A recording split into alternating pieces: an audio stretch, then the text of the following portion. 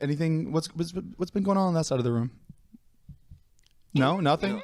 No, nothing. Or I mean, we've had like a crazy past 2 weeks, a crazy month, and something that we haven't even mentioned about because it was so serious we didn't want to let you guys know. But now I feel like enough time has passed where we can share the story about what happened at our house, Zane. Oh, okay, yeah. So one day, it was Monday. I wake up and I just can't find my keys anywhere, my car keys. And I a lot of times I do just misplace my shit. Right, he usually misplaces it. And it's the reason why I like begged him to get a tile because I was like sick of it. Yeah. And I'm like, are you sure? Maybe did you leave them at David's? Are they not in your pants? And Matt was so annoyed because he was helping me look for it. And like I could tell by his face that like, oh, here Zane is losing his shit again. Yeah. But I knew for the first time, I knew that my keys were taken.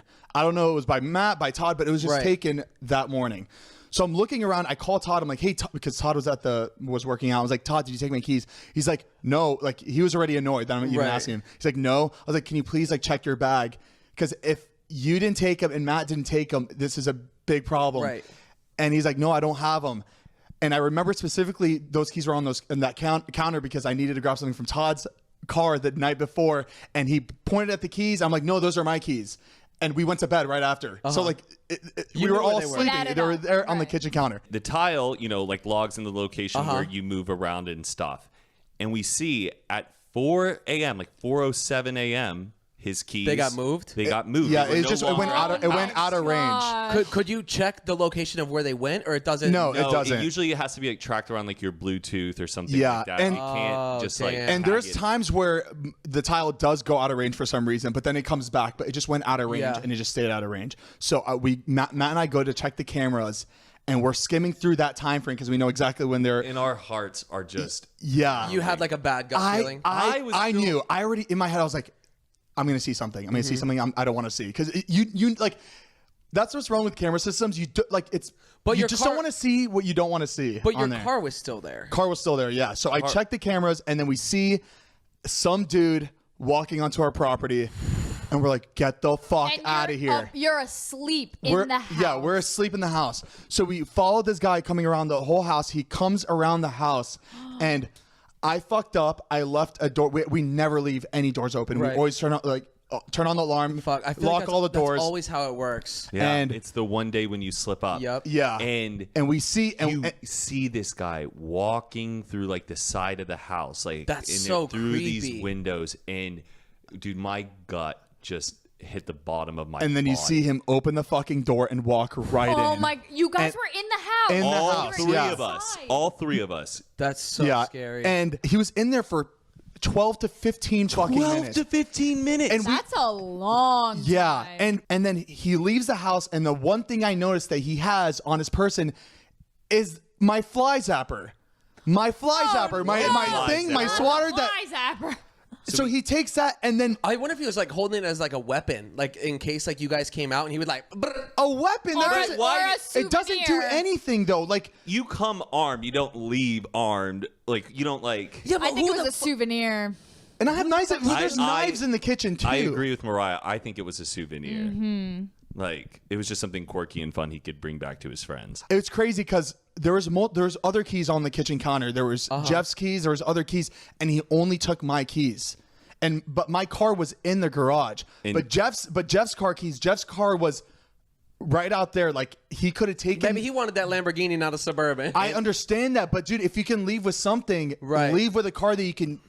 I wonder if he got the keys hoping you didn't notice it and was going to try to come back like the next day to come get the car. I think he spent a lot of time in the house because he was realizing that the Lamborghini was in the garage but trapped with Todd's car in the way. Gotcha. So he was trying to look for maybe Todd's car keys too, but Todd had them with him in his bedroom. Now I have guards outside the house, so now our house is fully protected. I have a guy outside every night. It's just crazy because like your house is not like easy access to get into. I don't know. It's just fucked up. Like, and that obviously, was a person with a mission. Yeah, that's just such like a awful invasion of privacy. Like it just makes you like your skin crawl knowing that somebody was walking around in your house while you're sleeping. And what fucking sucks is that like you feel so like just stupid too because I left the door open and this guy could have just had a fucking gun. He could have just came in and just ended all of us, and then left. And he could have done that, but he didn't. And that's what's like so terrifying about this story is that he could have done whatever the fuck he wanted. I can't tell if he was literally just doing it for the thrill or if it's personal or connecting this to a story about Todd, which happened like 2 years ago at that's his so house. Weird too. Some kid came into his house, took his keys, took Todd's car for a joyride, and then brought it back and put his keys back. And Todd only realized because it was parked a little bit differently. Like it was a little bit off, and he like knows how he pulls in every time. And then he looked at his like car app, and it shows that this person went to the bank and then came right back to the house. What in the world? And this is when Todd had David's face all over his car. So it wasn't like... Which makes sense because that's maybe why he didn't like steal it because it was he'd get caught. So David's noticeable. face was all over. Yeah. But there was a big kind of witch hunt within our group because everyone was thinking, who took Todd's car?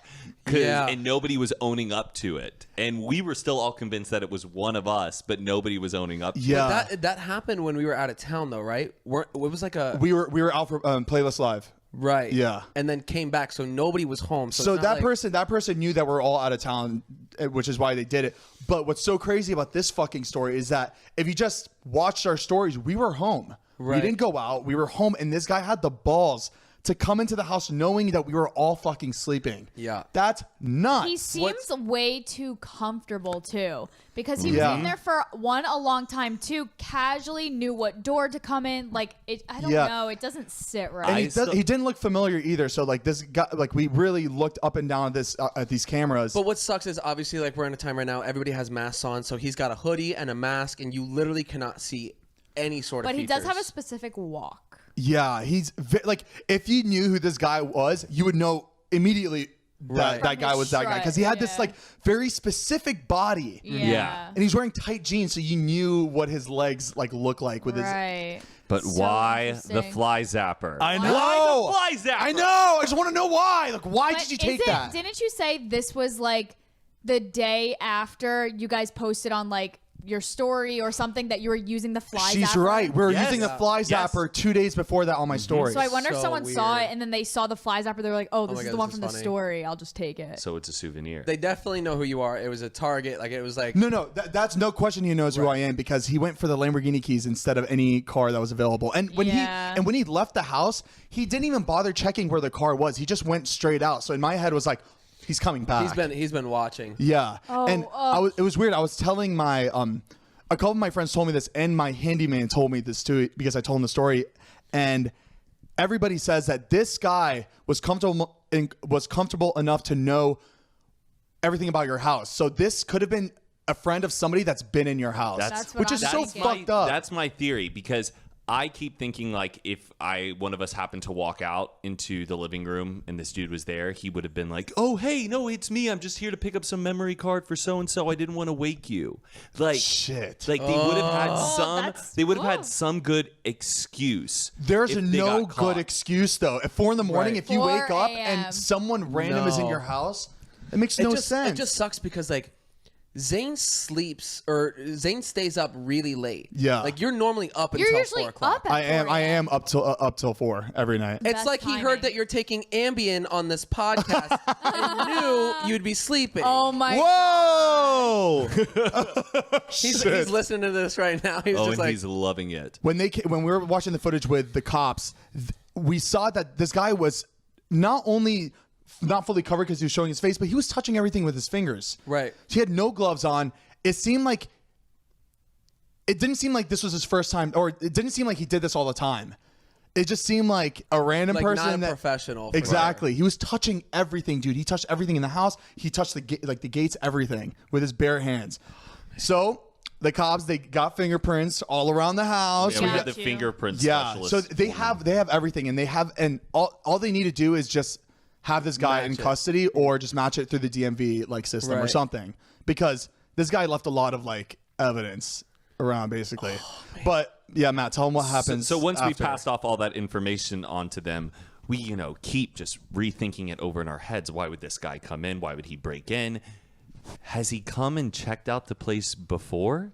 Was this his first time ever walking up to the house? And just got lucky and it was unlocked? So we decided to go look back at the footage and check, like, The day before, nothing suspicious. And then 2 days before the break-in, he comes up to the house. What the? And this time it was guy. a little earlier. So you see him come up through the front, and it looks like he looks through the window and then leaves. Either we were up, TV was on, or something. So like, he definitely came before just to scope it out, just to see what it was like. And what was freaky, the second time, he goes on the side of the house where like my bedroom is, and he takes out his phone, and there's like a window that goes into my bathroom.